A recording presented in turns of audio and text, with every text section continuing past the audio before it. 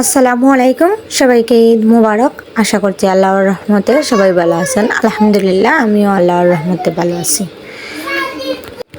ঈদ মানে আনন্দ, ঈদ মানে খুশি, কিন্তু সব খুশি সব আনন্দ সবার জন্য না। এটা আল্লাহ সবার তাকদীরে নির্ধারণ করে দেন।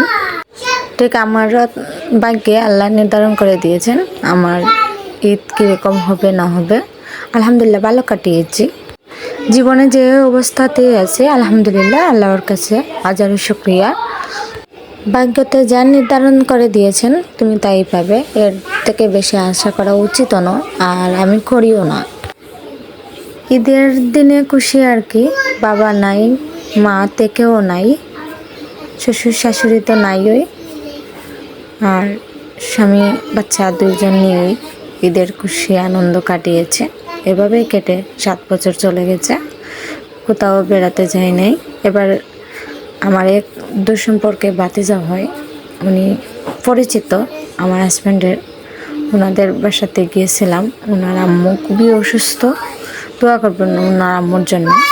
বেড়াতে যাইনি, ওনার আম্মুর জন্য গিয়েছিলাম।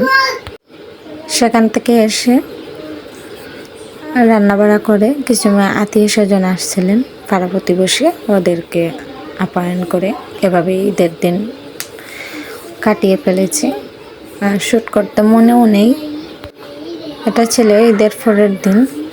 মাছ টক রান্না করছিলাম, সিলেটিরা যেভাবে রান্না করে সেভাবে, আর মাছ ভাজি করেছিলাম হালকা জল দিয়ে। এই ভিডিওটা ছিল আজকের দুপুরের রান্না।